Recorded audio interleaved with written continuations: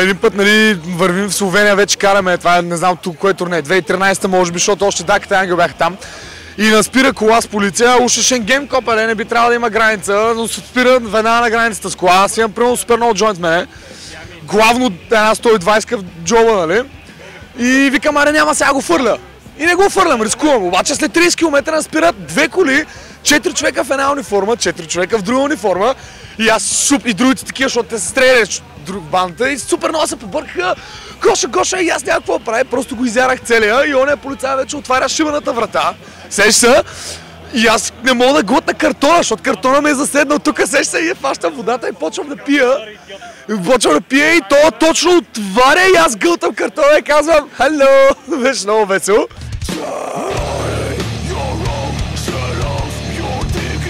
Хартфест на Европска турнея 2015 ноември месец. Ние тръгваме, после ден-два се случи напада в Опари за Батаклан на концертот на Eagles of Death Metal и цело време беше тензично и свириме концерт во Лиеж и дента слушаме дека еден од извршителите на напади во Париз бил пребеган, имало сомнежи дека е во Лиеж. Свирев, имаше политички час, концертот завршен околу 10, мораше да заврши порано, се прибираме да спиеме во еден апартман, во една стара белгиска куќа, знаеш тие тесните куќи на 30 спрата белгиски и касно околу 2-3 после полно, кулираме, пиеме и требаше да се земи нешто од комби, мала дискусија, јас ќе го земам ова од комби, не ти следи земи го, не мене ме мрзите, ај викам јас ќе го земам, слегам долу до комбево да земам нешто, отварам врата, влезнава од куќава, тројца специјалци од белгиска специјална единица со вперени пушки во мене и цела куќа обколена со антитерористичка единица на Белгија. И само, значи, јас се смрзнав. Значи, не ни дише во тој момент, само ја држам вратава и само слушнав "Don't move". Се траеше не дека 10 секунди, значи ме фатија, ме спуштија на земја. Јас дури то се дешаваше, викам, значи, извинете, демек, ние сме бенд, полека едно друго, нема да ги уплашите момциве.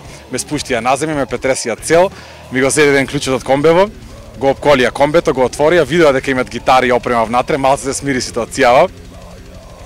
И се качија горе, не испроверија сите детално. Кога сватија дека сме бенд, ни кажаа дека некој од комшите пријавил дека 7 сомнителни момци со капулјачи и со бради и со торбици влегле во некоја куќа. Ние бевме со странско комбе и нормално сомнежи. Беше доста напната ситуација и стресно, посебно за мене. Тоа е така една од појаките случаи.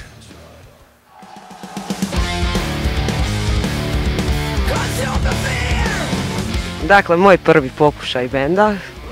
Imala sam 16 godina i bile smo sve cure u bendu. Ja nisam znala ništa svirat pa sam onda kao pjevala. Imali smo koncert u Donjem Mrzlom polju u kafiću koji se zvao Šmajser. I tata od gitaristice nas je dovezao tamo. To je uglavnom tako jedna krčma sa keramičkim podom. I onda smo naš 4 tako sjela sa strane i skoro se rasplakala da šta ćemo mi tu, lokalni pijanci na šanku. I onda su došli i ostali, došli su svi iz Karlovca nas vidjeti, To se brzo napunilo jer onako birtija ima 20 kvadrata. I naravno imali smo samo 3 pjesme za odsvirat. To je bila Samoća od KBO, Depresija od Njet i Vjeran pas od Termita. Ja sam to 3 puta ponovila da nešto se i odsvira. A onda je bila nagradna igra gdje je naša gitaristica osvojila tacnu pečenih svinjskih pačaka i repića. Ja smo to pojeli s lukom. Bend je imao neograničenu cugu, tako da smo cijeli kafić se napio. U 11 smo već bili doma. I da još su ukrali neke kobasice tamo u nekoj šupi. I neko je dobio batinu. Da, dobar izlazak.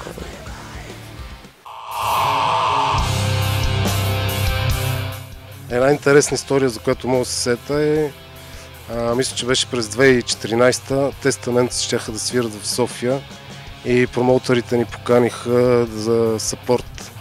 И след лайфа бяхме решили да направим едно пликче, напълнихме с няколко наши фанелки, дискове. И след като слязох Тестамент, се срещнах с Ерик Петърсън отзад в бекстейджа. Тък му беше слязъл от сцената, беше с пешкир на него.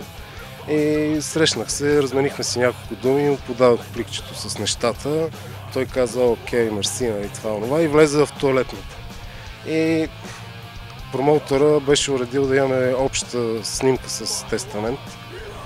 И ние седяхме отвънка и чакахме и по едно време гледам, излиза Ерик Петърсън от тоалетните без пликче и викам на моите, викам, пичове, какво стана, то викам, излезе без пликчето, къде ли го оставил? И тия, да, ти нещо не си видял и влизам аз, тръгваме цялата банда, влизаме в тоалетната и гледаме пликчето, фърлено в едно кошче под мивката, там имаше някаква мивка в баните. И направо поудяхме, викам, сега ще го фана, той ще му избия зъбите. Просто стана много криво, ни стана на всички, обаче Васко вика, дай ще вземем, ще го дадем на някой друг.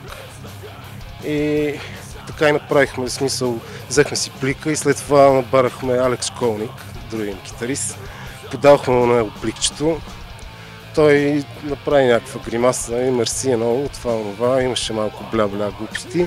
Но ми направи впечатление, че почти през цялото време, после някъде около 20 минути или половин час чакахме там всички да се съберат за общата снимка. И си говорихме някакви общи приказки.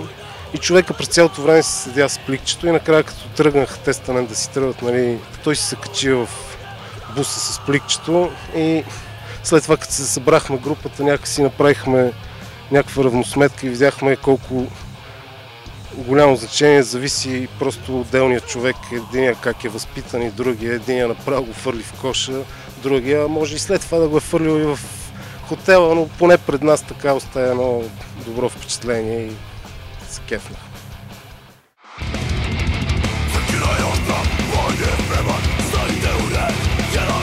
Definitivno kada mi se na Interfestu u Sremskoj Mitrovici zapalilo pojačalo.